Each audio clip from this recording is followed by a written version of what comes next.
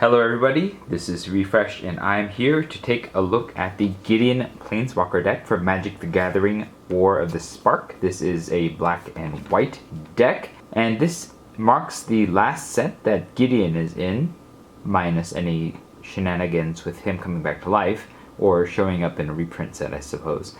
But that is it for Gideon, and we will see the Planeswalker deck that relates to his final appearance. This is for Gideon the Oathsworn in particular. It says Gideon Jura is a stalwart hero who never hesitates to throw himself between his allies in danger.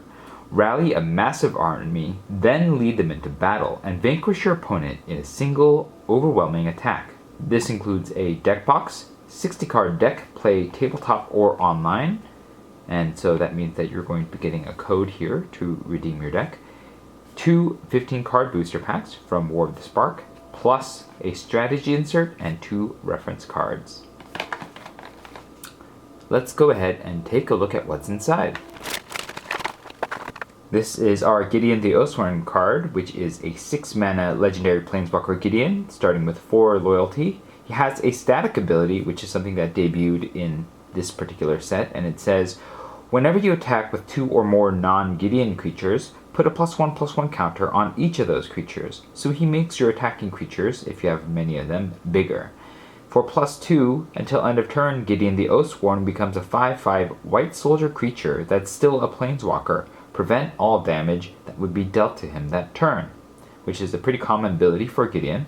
And then -9, exile Gideon the Oathsworn and each creature your opponents control. So it is a board wipe that can only be used once because Gideon is exiled, and that is your foil premium Planeswalker, just a little bit curved as usual. This is the deck box with some sweet Gideon artwork. Let's see what's inside. Here are our 2 packs for War of the Spark. A little bit squished, but otherwise seems to be in okay condition. This is our strategy insert, and it says, hey, before you play, basically don't mess with the deck until you've played it a little bit. And then here's some information. Playing the deck, Gideon is a born leader who inspires his allies to fight and win against seemingly impossible odds. Keep your opponent at bay while you fill the board with creatures, weakening your opponent's forces with Kaya's expert assistance. When you've gathered enough troops to dominate the battlefield, unleash a massive game-winning attack. So this clearly seems like it's a go wide and then smash your opponent with a large attack, perhaps with some sort of pump spell ability. It's interesting that it says that you do it with Kaya's expert assistance, so that presumes that there's some Kaya card in here that also assists you. But aside from that name, it's a pretty vague statement of what you're doing, and I do wish that this gave you a little bit more information about what cards to use to that effect. There's a little bit of terms that you should know, which in much larger text than before gives you information about certain mechanics that you're going to find in this deck. And then we have a little bit more information about the character. Gideon Jura is renowned across many worlds for his courage and altruism. He has fearlessly faced down everything from interdimensional monstrosities to gods, and he would gladly lay down his life to protect his friends. As the ultimate conflict with Nicole Bolas approaches, he must make difficult choices about what it truly means to be a hero. That's some decent story. I kind of wish we got more of him in this particular set here, but I guess when you are limited to one of these sheets, you don't have a lot of space to write. On the back, it tells you how to play Planeswalkers, which is good because they are a particularly tricky card type, and so I appreciate that. And then it gives you a little ad for Arena. I do appreciate the larger font they're using in this new version of the strategy insert, but again, I feel that this is still too thin of information, both in terms of who the character is and in terms of how to play this deck. Let's take a look at the actual deck. Alright, one of our rares is Command the Dreadhorde. It is a 6-mana sorcery, and it says choose any number of target creatures and or planeswalker cards in graveyards. Command the Dreadhorde deals damage to you equal to the total converted mana cost of those cards. Put them onto the battlefield under your control. This is kind of an interesting card to have in a beginner deck because it is a bit on the complicated side, and you do have to think very carefully about what you can bring back because you could kill yourself. So, interesting choice there. The other rare is the Oath of Kaya, and that is a removal spell that also interacts with your Gideon, but for the most part it's just a removal spell that deals 3 damage as you gain 3 life and sticks around the battlefield. And then when your opponent attacks your Planeswalker, it also deals additional damage to that player. So I guess this is the Kaya that is being mentioned in the strategy insert. This is Gideon's rare, Gideon's Battle Cry. For 2 and 2 white, you get a sorcery that says put a +1/+1 counter on each creature you control, and then you search for Gideon from your library or graveyard and put it into your hand and then reshuffle. This is a anthem effect of sorts because it does power your creatures, but you have to have creatures, so this is a very conditional card that's not always useful. Hopefully this deck is built so that you should always have creatures. And then, we get a second Planeswalker. This is a Planeswalker set where there were dozens of Planeswalkers in the set, and so it's no surprise that we might have some of these weaker Planeswalkers here. In this case, we have Kaya, Bane of the Dead, and so that must actually be the Kaya that was being referred to, and let's hope that maybe there are some other fun Planeswalkers in this deck. Gideon's Company appears to be the uncommon for this deck, and for 3 and a white mana, you get a human soldier creature that is a 3/3, and it says whenever you gain life, put 2 +1/+1 counters on Gideon's Company. And then for 3 and a white mana, you can put a loyalty counter on target Gideon Planeswalker. So this is an interesting card because it interacts with Gideon in the fact that instead of getting a buff from Gideon, you actually can put counters on your Gideon. And in this case, that either gives your Gideon additional damage that it can take, or it moves your Gideon closer and closer to exiling your opponent's entire board.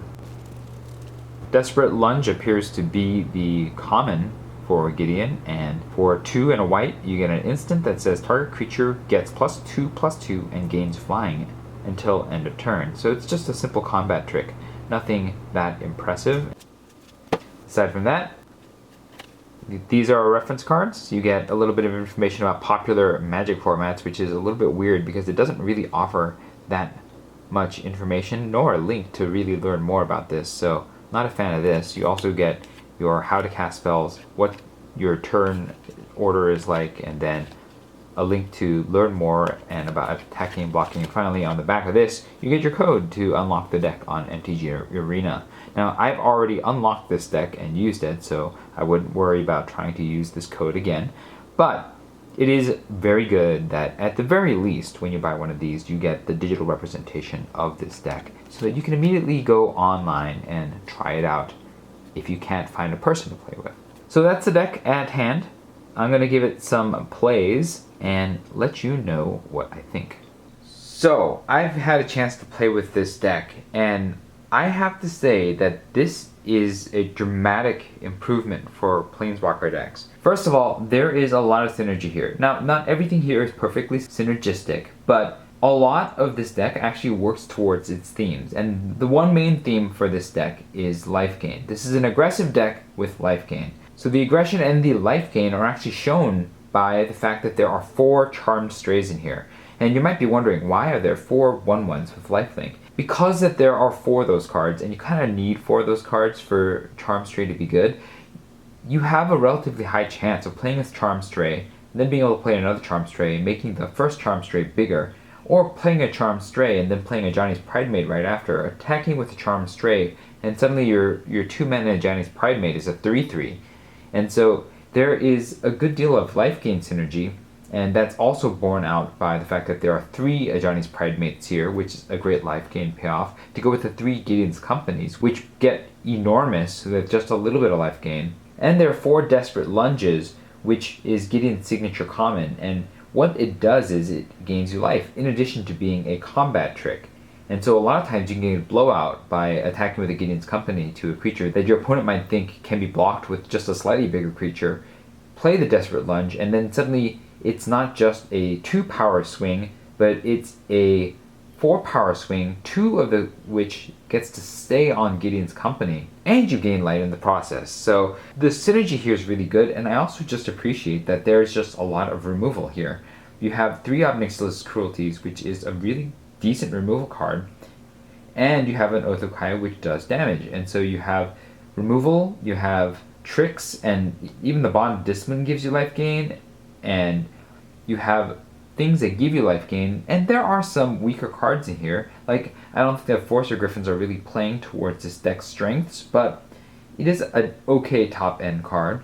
There's a single War Screecher and a Vampire Opportunist. I think these are slightly weaker cards, but I think they're in here to at least encourage you to look into what the other possibilities for this deck are, because as an aggressive deck, there's a little bit more going on here. The Trusted Pegasus is another way to get your lifelinking cats in to hit your opponent in order to trigger your life gain abilities. But the Trusted Pegasus also works well with the Makeshift Battalions, which there are 3 of, and they need to be able to attack to get bigger. And so you want to be aggressive, you want to be turning your creatures sideways, and that'll trigger benefits for a lot of them. And then you have the Gideon's Battlecry, which sort of cements what this is trying to do, putting a counter on all your creatures. So hopefully you can go wide, make a bunch of creatures, grow your Johnny's Pridemates and your Gideon's Companies with the triggers from the Cruel Celebrants, the Charmed Strays, maybe even the Vampire Opportunist if you get to it and have a lot of mana in the late game, as well as your Oathsworn and your Desperate Lunges, and maybe even your Bond of Discipline to get there. And then you just take over the board. Now, it's not the most greatest synergy because the Goes Wide plan and the Goes Tall plan with the Johnny Pridemates and the Gideon's Company don't 100% work together, but life gain does help mitigate some of the damage you'll be taking on the crackback when you are attacking. I think that there is some decent synergy here. It's not all in on life gain, and it's not exactly the best aggro deck because it does have some more expensive creatures in the mix. Finally, at your end game, the idea that you have Command the Dreadhorde here, and I think it's actually a decent rare here, is that you have gained enough life that when you are at the late game and you want to play one of these 6 mana cards, and I don't love the fact that they're 6 mana cards, you can spend that life that you have to bring back a bunch of these creatures back to the battlefield and then continue going. So Command the Dreadhorde does kind of fit into this deck just because you're gaining life. Kaya, less so. She is removal, but she's very expensive, and so she's not exactly the best removal card. And Gideon himself works towards not the life gain strategy, but does work towards the aggressive strategy by giving you this ability that's static. It says whenever you attack with 2 or more non-Gideon creatures, put a +1/+1 counter on each of those creatures, making it kind of like the Gideon's Battlecry or the Makeshift Battalion, and really encouraging you to attack to make your creatures bigger. And that all comes together, along with the fact that there are only 24 lands instead of the previously customary 26 lands, to make this deck just feel and play a lot better than pretty much any Planeswalker deck that came before it. I think this is very close to what you want out of a Planeswalker deck. It gives you a strong direction to follow, but multiple ways that you can go from that, right? You can go towards either more aggression in like playing with the Make My Creatures Grow theme, or more towards the lifelink theme, and maybe, you know, taking advantage of these Cruel Celebrants to not just trade off, but maybe also use some sort of sacrifice effects or to trigger them. So there are lots of ways that you can go with this, and it even gives you space to improve. Note that there are 3 of each of these and only 1 of each of these, so maybe that's signaling to a new player that maybe you want to replace a War Screecher with an Ajani's Pridemate and a Vampire Opportunist with a Cruel Celebrant. And so I think all of this works together quite well to make one of the better Planeswalker decks that I have personally seen. And it even gives you a little taste of War of the Spark beyond just this by giving you that extra Planeswalker in Kaya, Bane of the Dead. Now, I do wish there was maybe one or two more Planeswalkers, maybe an Ob Nixilis, or maybe the 3 mana Planeswalker that gets you life and creates a shield. Now, that's probably not going to fit in this deck very well. Maybe a Wanderer, but I do like this deck pretty well for a Planeswalker deck. And if you are looking for an aggressive deck or a life gain deck, this is not a bad pickup in terms of a place to start. Let me know what your thoughts were about this deck in the comments below. If this video was helpful to you, hit the like button. If you'd like to see more such videos, hit subscribe. This was Refresh. Thanks for watching, and I will see you next time.